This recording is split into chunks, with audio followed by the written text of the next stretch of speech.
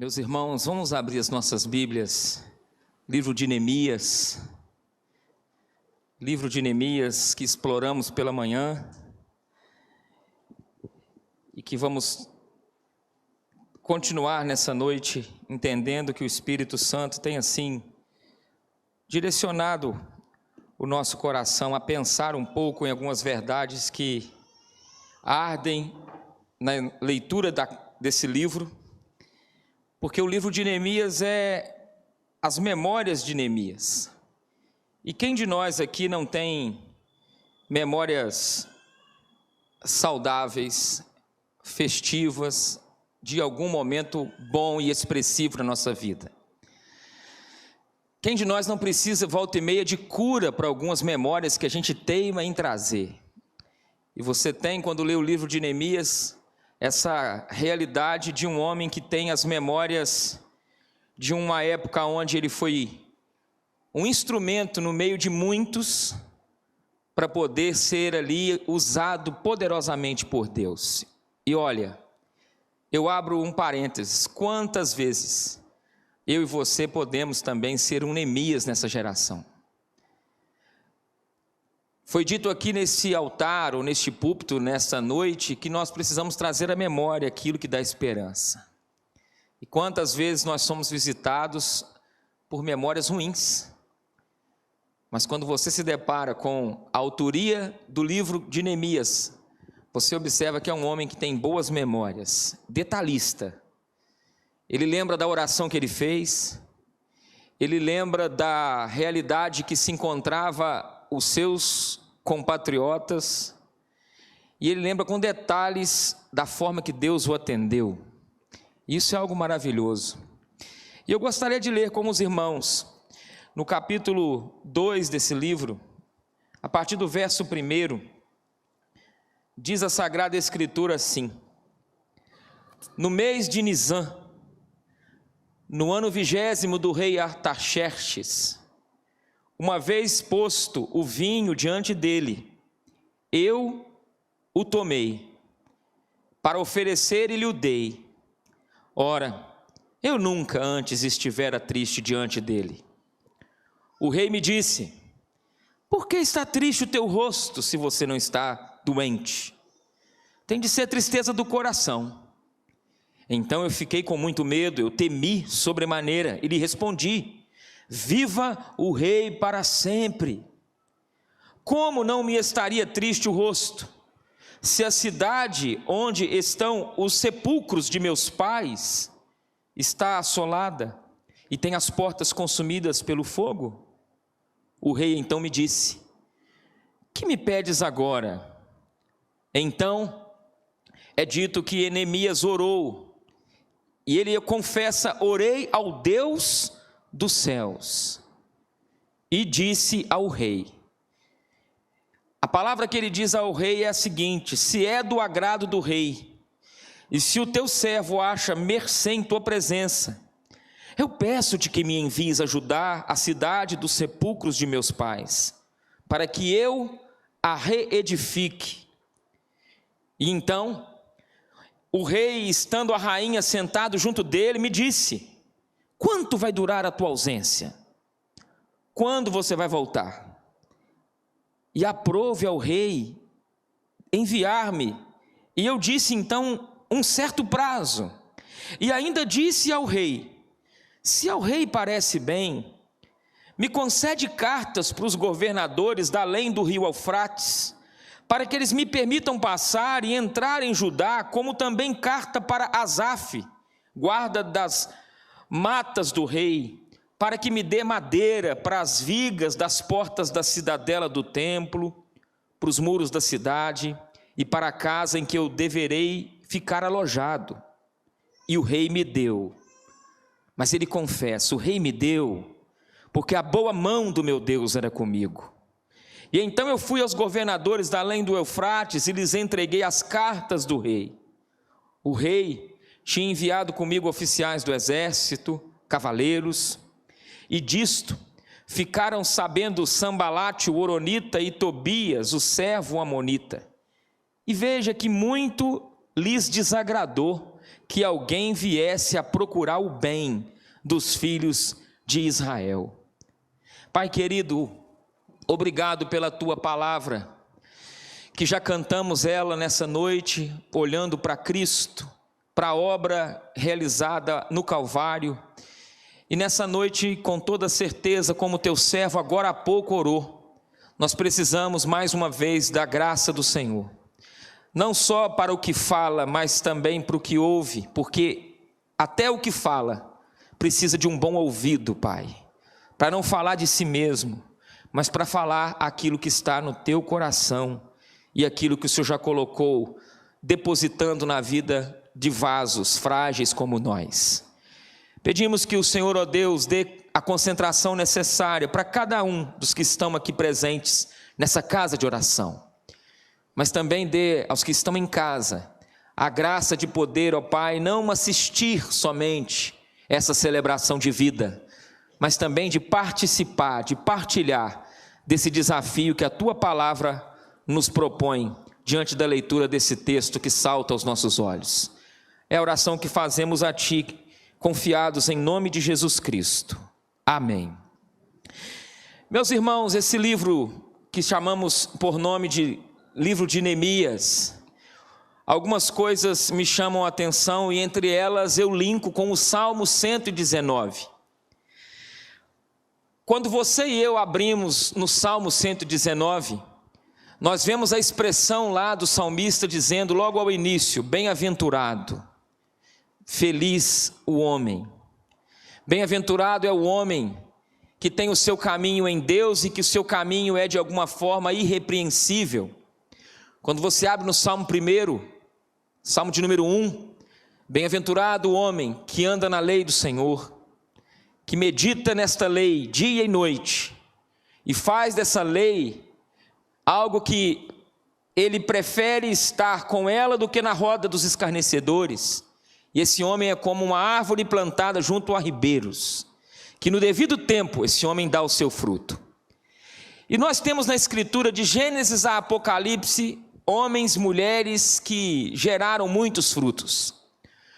Nós temos logo no início da Bíblia, no livro de Gênesis, livro esse escrito por Moisés, nós temos a criação, nós temos um jardim, e nós temos as orientações prescritas por Deus, relatadas por Moisés, mostrando que em Adão, dentro daquela realidade da criação, a potencialidade da sabedoria divina, do cuidado divino, da provisão divina, residia plenamente antes daquela queda, e curiosamente alguns detalhes saltam aos nossos olhos em Gênesis 3. Você vê, por exemplo, que a serpente está nesse jardim. E essa serpente, personificação de Satanás, essa serpente tem as propostas e a sua forma de seduzir. E Adão é seduzido. Eva foi seduzida. E acontece a partir de então a trágica história que nós todos aqui, independente da família que somos, da formação que temos, todos nós temos essa genética adâmica, chamada pecado e depravação humana. E curiosamente também, lá naquele livro de Gênesis, no capítulo 3, nessa mesma semente, aonde há um jardim de Éden chamado prazer, lugar de delícias, você observa que há ali uma mensagem apontando para a vinda de Cristo. Vai chegar o momento que virá um que vai esmagar a cabeça da serpente, nascido de mulher. E o Senhor Deus então promete isso ali no Gênesis 3, e isso nós sabemos se cumpre em Jesus Cristo. A partir então do livro de Gênesis, você tem a formação de um povo, o povo hebreu. Esse povo, os filhos de Israel, vão passar por um processo no livro de Êxodo, de escravidão. Durante muitos e muitos anos, estarão ali subjugados por Faraó. E o tempo vai se passando e esse povo vai se estabelecendo na terra, conhecemos como terra prometida, terra da promessa. E chega então agora, em um período de aproximadamente 500, 450 anos antes de Cristo, a realidade então ao qual nós nos encontramos com alguns livros bíblicos, Esdras, Neemias e alguns profetas que fazem parte desse processo de restauração diante do caminho de desobediência que os filhos de Israel tomaram. Então você tem no capítulo 1 o relato dos filhos de Deus, o povo de Deus, sendo de alguma forma disciplinado por Deus, como um pai disciplina o filho. E Deus, ao disciplinar esse povo, usa impérios, usa homens, usa situações que os levam a, por exemplo, quando você lê no capítulo 1, leva a esse povo, de certa forma, viver em miséria, desprezo, e consequentemente os muros que protegiam Jerusalém estão derrubados e as portas estão queimadas.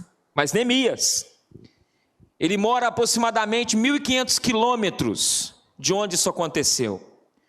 E o seu irmão Hanani, no capítulo 1, atravessa todo esse caminho, dias e dias e dias e dias e dias, para chegar nessa realidade persa, aonde Neemias vive uma vida pacífica, uma vida de exaltação, porque ser copeiro, naquele contexto ao qual Neemias é algo que ele precisa ter algumas características já provadas, de que ele era um homem leal, de que ele era um homem de confiança. Não era talvez hoje, dentro da dignidade da profissão de copeiro, não é como hoje nós podemos ir num curso como o Senac, faz um curso e assim é um copeiro. Não, naquele tempo, muitos reis morrem por envenenamento, e a prova que esse copeiro deveria então, antes de o rei comer e beber, esse copeiro bebia e provava a água, o vinho, o alimento, dando sinal de que aquela alimentação não era uma alimentação envenenada. E entra Neemias recebendo a visita de Hanani, e a escritura diz que ele chega até Neemias no capítulo 1, verso 2, com o seu rosto possivelmente de alguém que escapou da tragédia, e diz o texto bíblico que Neemias então faz uma pergunta, e nós sabemos que quando nós fazemos algumas perguntas, curiosamente a partir daquele instante nós nos tornamos responsáveis. Por isso, cuidado com determinadas perguntas que você faz. No pastorado, nós às vezes perguntamos muito. Faz parte da nossa vocação. Como você está? Como está seu pai? Como está sua mãe? É uma pergunta. Mas quanto mais nós nos perguntamos, e dependendo da forma, daquilo, do conteúdo que ouvimos, nós precisamos tomar cuidado, porque a partir daquele instante nós somos alguém também responsável, no mínimo, intercedendo, orando, por aquele conteúdo de informação que a gente recebe. E Hanani, o seu irmão, disse assim: olha, Neemias, os restantes que não foram levados para o exílio, estão lá na província, a realidade deles é miséria, é desprezo, os muros foram derribados, as portas queimadas. E a reação de Neemias é que quando ele ouve isso, ele se assenta. Um homem sensível, ele chora. Ele lamenta por alguns dias, começa um processo de jejum e oração. E a Bíblia diz no verso 4 do capítulo 1 que ele faz isso tudo perante o Deus dos céus. Como leitor bíblico, nasce uma curiosidade quando lemos aqui perante o Deus dos céus. Em alguns momentos, onde o povo é disciplinado, como no caso do livro de Neemias, de Esdras, em alguns salmos, você vai ver a expressão Deus dos céus, sinalizando que na expressão da terra, da comunidade, a sua nação, o seu povo eleito, o Senhor não estava tendo ali uma representatividade a nível de santidade e de responsabilidade. Veja isso, por exemplo, no salmo que Asaf escreve.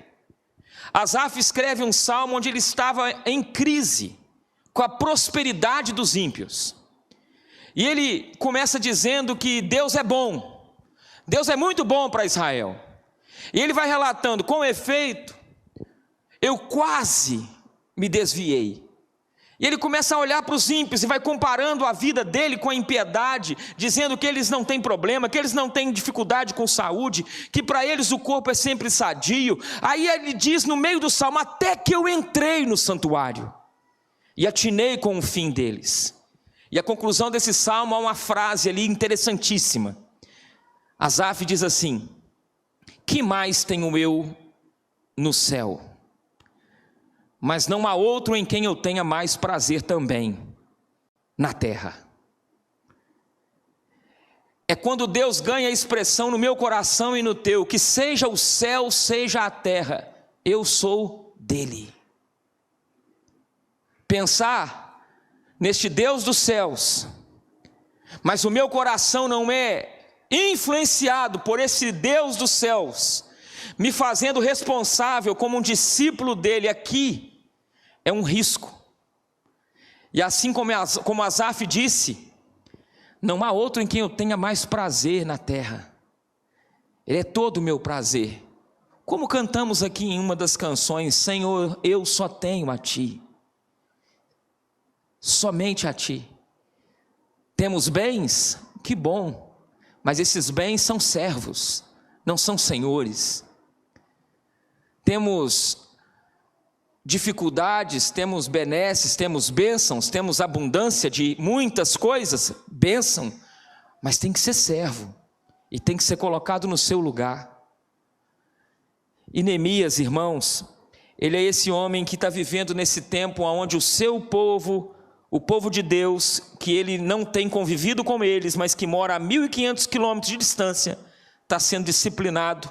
Alguns foram, de alguma forma, levados para o exílio, e outros estão lá, de alguma forma, vivendo agora um período de disciplina.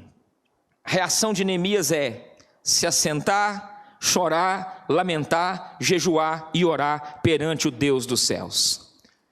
E o conteúdo da oração de Neemias é maravilhoso, porque Neemias diz no verso 6 do capítulo 1: estejam atentos os teus ouvidos e os teus olhos abertos, para acudires à oração que eu faço.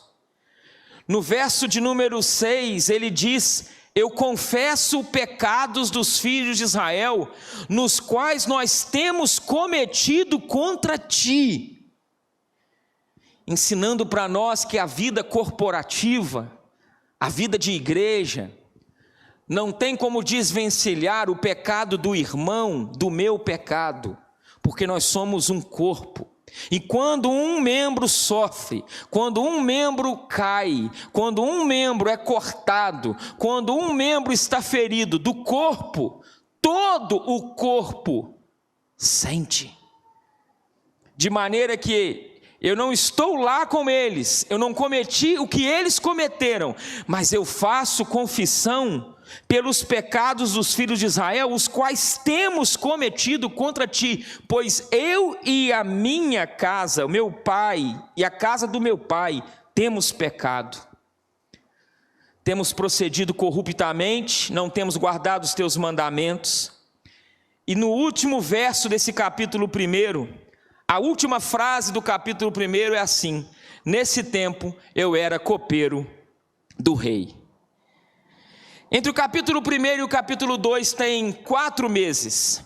Se você observar uma palavra no capítulo 1, versículo de número 1, inicia-se dizendo: palavras de Neemias, filho de Acalias, no mês de Quisleu, novembro. E você vai então para o capítulo 2, no verso 1, diz: no mês de Nisan, março. Então você tem entre novembro e março meses que separam a informação que ele recebe, e que ele de alguma forma agora começa a orar, jejuar, interceder, aguardando o momento certo, o time certo de se apresentar perante aquele rei que muitas e muitas e muitas vezes ele se apresentou servindo, porque ele tem, em outras palavras, a vida do rei nas mãos dele. E eu tiro e quero extrair aqui, igreja amada, o tema: confie, porque eu e você estamos nas mãos de Deus. E para isso eu extraio 3 verdades, e a primeira delas, que esse texto me mostra, como confiar que eu estou nas mãos de Deus quando a confiança que eu tenho como cristão está de alguma forma abalada por alguma realidade. Como confiar? E Neemias nos mostra no capítulo 2 algumas dicas acerca da vocação dele aplicáveis a nós. Primeiro, não esconda os seus sentimentos. Eu leio no capítulo 2, versículo 1, e você acompanhou comigo, que Neemias diz que no mês de Nisan, no ano 20º do rei Artaxerxes, uma vez que o vinho foi colocado diante dele, eu o tomei e lhe o dei, e eu nunca antes estivera triste diante dele. Ele fala de tristeza. Tristeza é um sentimento relatado em toda a Bíblia e que você muitas vezes experimenta isso volta e meia. Há dias que você não está bem, todos nós, para ser normal, a gente precisa passar por períodos onde a gente está mais realmente desafiado em alguma área. E Neemias, nesse momento, nesses meses que antecediam, entre novembro e março, ele é um homem que as pessoas estão olhando para ele e ele tem as suas preocupações, ele tem as suas estratégias. Ele pensa que pode colocar isso diante daquele homem, mas pode ser que não seja bem sucedido. Mas ele está olhando o coração dele enganoso. Até quando é correto eu ir? Até quando eu, em meio às dúvidas que ele pode ter, até quando vai ser prudente a minha ida até lá? Tudo isso passa na cabeça desse homem. Mas a Escritura nos diz que quando ele chega, depois desses meses, depois de ele ter orado, ele diz que nunca antes ele esteve triste diante dele. Então ele é um homem alegre, além de um homem próspero, um homem dentro de uma festa, porque a festa que acontece no capítulo 2 é uma festa que tem o rei no trono, a rainha ao lado, muito vinho, e isso para aquele contexto cultural era de celebração.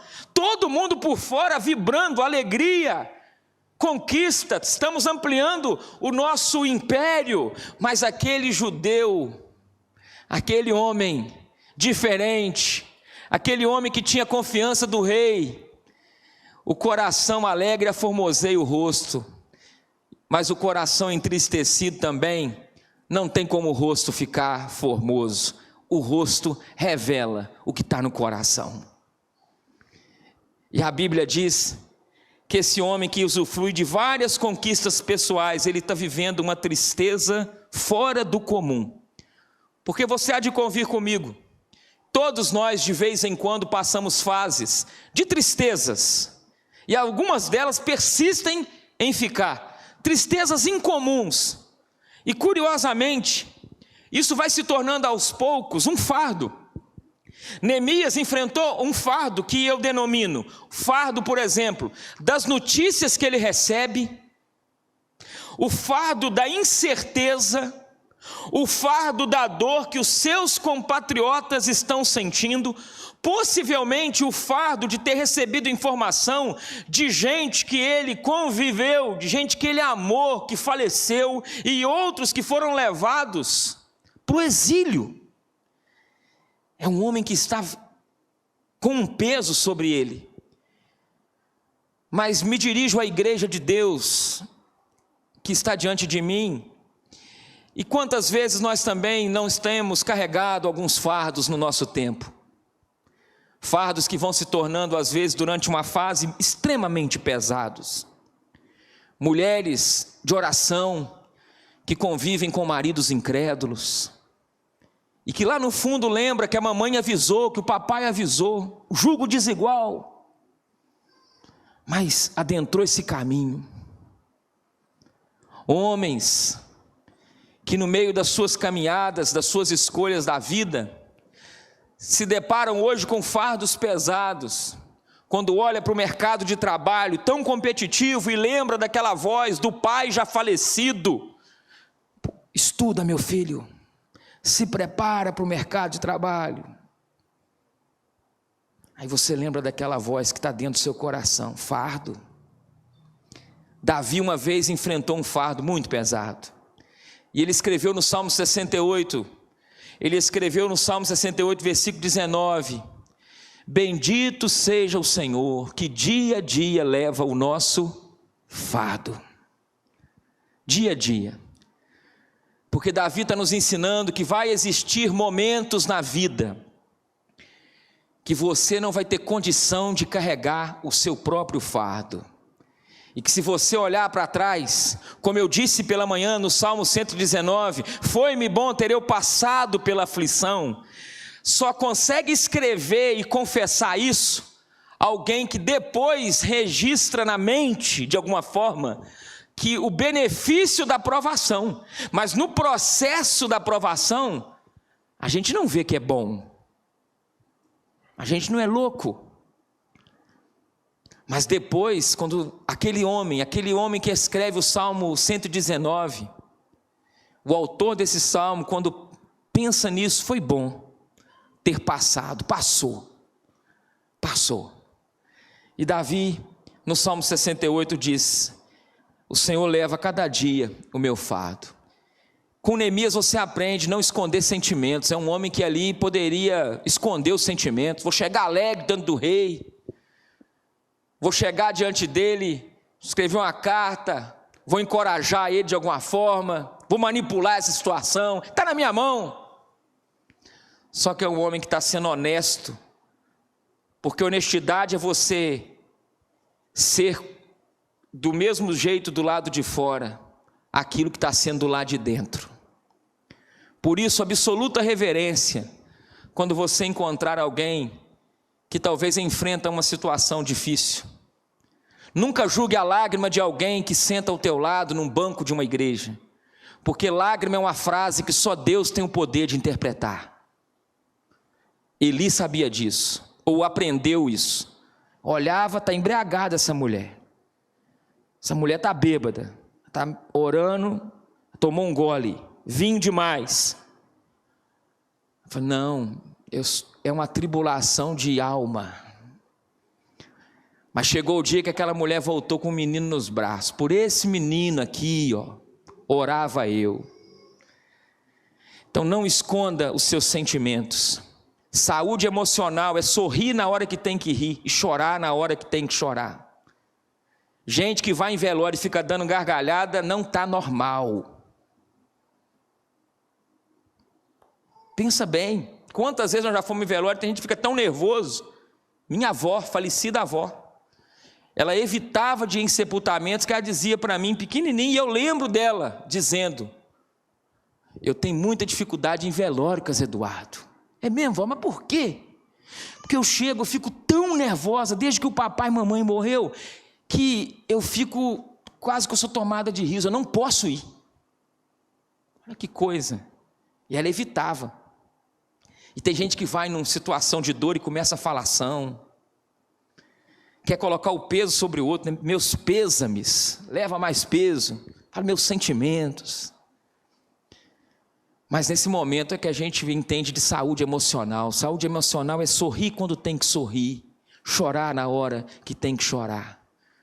Porque por trás de muitos e muitos e muitos sorriso, por trás da revista Caras, que lá no dentista que você vai, tem lá o exemplar, só sorriso. A vida daqueles personagens está escondido por trás muitas dores, muitas noites mal dormidas, muita cocaína cheirada, para mostrar aquele sorriso e vender uma imagem de felicidade que muita gente está comprando e compra no coração como inveja para esconder o que sente. Que Deus nos ajude. Segunda coisa que eu vejo nesse texto é a lealdade e a fidelidade. Primeiro, então, não esconda seus sentimentos. Segundo, permaneça leal e fiel. Olha o que Neemias no verso 3 diz: viva o rei para sempre. Como que não estaria triste o rosto? Porque o rei perguntou: por que está triste o teu rosto, se você não está doente? Tem de ser tristeza do coração. E diante disso ele ficou com um temor. Só que não é medo.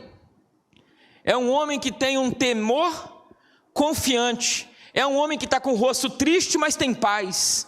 É um homem que a tristeza dele não é uma tristeza que é por causa de algo que, digamos, pequeno.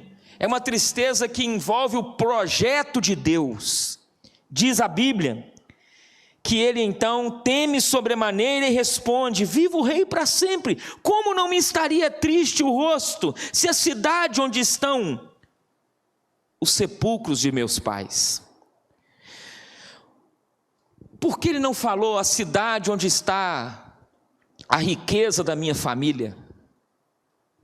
Por que ele não fala para o rei a cidade onde está aquilo que os meus parentes da tribo tal herdaram? Por quê?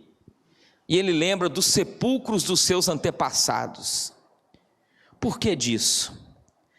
É interessantíssimo, porque ele lembra do sepulcro, entendendo que naquele ambiente, naquele lugar, denominado por nós de cemitério, porque os cristãos é que deram o nome de cemitério, e quando eles colocaram nos tempos primitivos os pés nesse lugar onde muitos eram enterrados, o cristão adentrava essa realidade chamada de cemitério como um lugar de sementes, sabendo que um dia esses corpos em Cristo vão ressuscitar. E ele lembrava do sepulcro dos pais dele, porque ele sabia que por mais belos, por mais recursos que os pais deles herdaram, a riqueza, de certa forma, agora não valia nada. Mas aonde a história dele estava sendo enterrada, ali ele lembra o rei. Ali está o sepulcro dos meus pais, a cidade onde está o sepulcro dos meus pais, assolada e as portas consumidas pelo fogo. Ou seja, ele está sendo leal e fiel quando ele diz: viva o rei para sempre. Quantas tentações que você e eu temos para ser desleal, infiel, diante de crises agudas. A pensar, aqueles que são empresários aqui, quantas vezes eu penso, decepcionou você? Gente de confiança, gente que você tinha autoestima, e que de repente te frustrou. Neemias está nos ensinando que por maior que é o peso que ele está carregando no peito, de responsabilidade, de ser útil, ele tem que tomar cuidado com a deslealdade, com a infidelidade, porque isso surge de forma muito forte diante das crises, e crises às vezes agudas e acentuadas.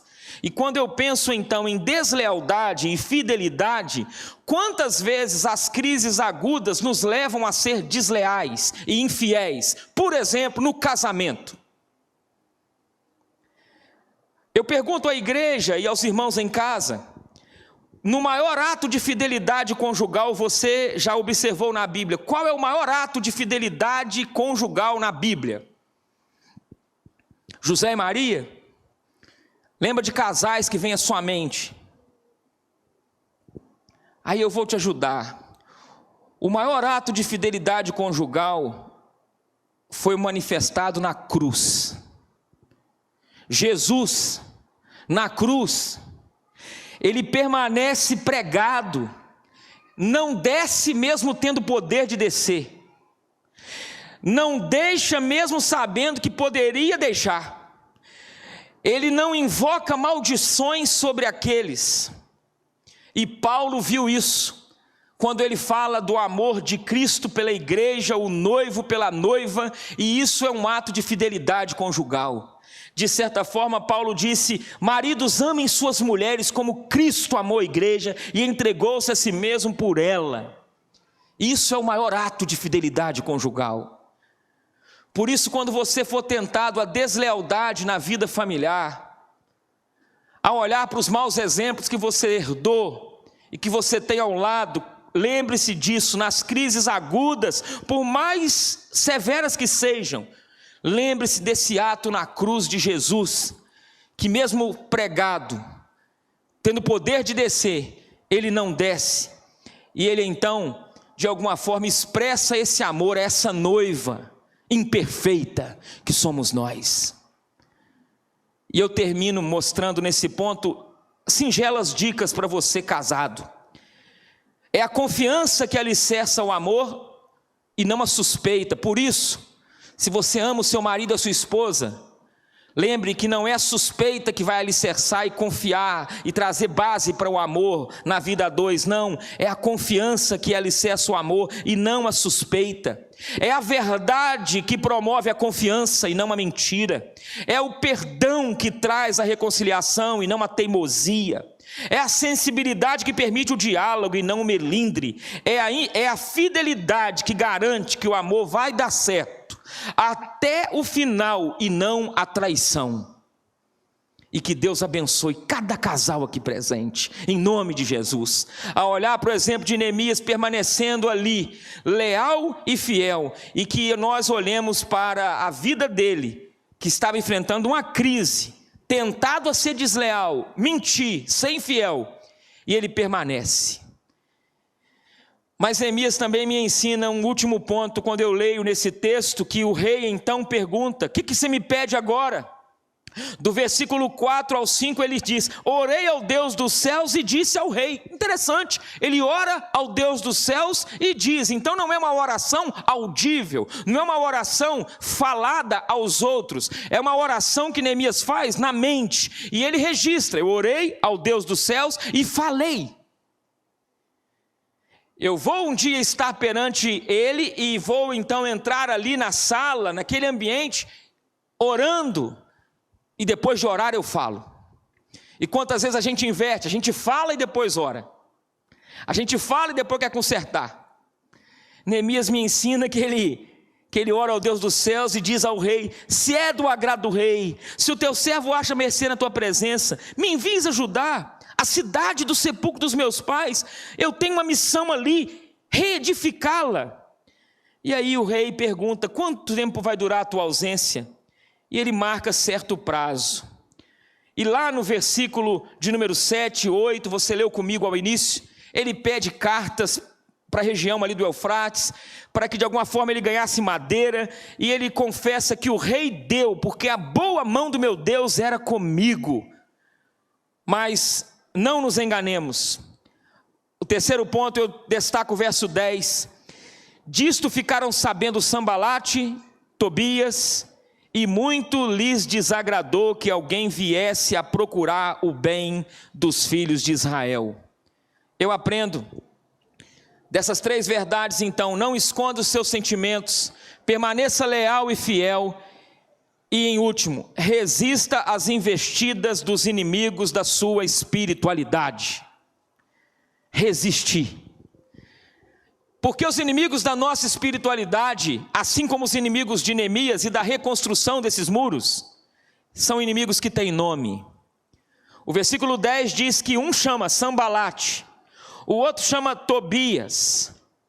Então são inimigos que têm nome, têm influência e têm motivações carnais.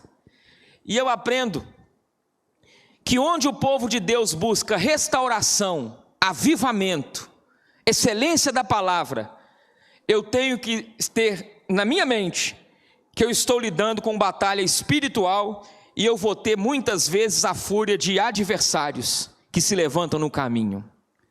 Mas a boa notícia para a igreja de Cristo é que esses adversários, conforme Paulo escrevendo à igreja de Corinto, uma porta grande e oportuna se me abriu, e há muitos adversários. Ele fala da porta aberta, mas ele fala, tem adversários. O lindo no texto é que nós, olhando a experiência que Neemias teve, no meio de buscar coisas nobres, santidade, a gente tem que guardar no coração que mesmo com a fúria dos inimigos externos, nós temos aquele que prometeu que enviaria o Espírito Santo. E esse Espírito Santo que foi aqui lido num texto em Efésios capítulo 3, o seu poder opera em nós, de maneira que esse Cristo nos capacita a enfrentar inimigos externos já derrotados pela via da oração. E saber disso é entender que eu estou seguro das atitudes diante de Deus e diante da sua glória. Mas para concluir então e chamar você para adorarmos com um hino e concluir a nossa celebração nessa noite, esse texto aponta para Jesus Cristo, o Neemias perfeito. Porque quando eu vejo de alguém que não escondeu sentimentos, eu vejo Jesus. Chorou quando viu Jerusalém. Jerusalém, Jerusalém, que matas os profetas, perde oportunidade. Eu vejo Jesus que chega na casa de amigos íntimos, como Lázaro, Maria e Marta. E Lázaro, com seu corpo, depois de uma enfermidade, dentro de uma gruta, cheirando mal, na sua humanidade, ele chora, é movido de compaixão. Eu vejo Deus em Cristo como alguém que não esconde seus sentimentos, e eu quero aprender com Ele a não esconder meus sentimentos. Eu vejo Cristo o mais leal e o mais fiel, desde o ventre, cuidado, cresceu até os 12 anos, com 12 anos ele vai no templo, o pai e a mãe levou, eles voltaram, esqueceram ele para trás, e quando eles voltam, ele está falando ali para os mestres, e está todo mundo impressionado com a sabedoria que flui dos lábios dele, um adolescente de 12 anos,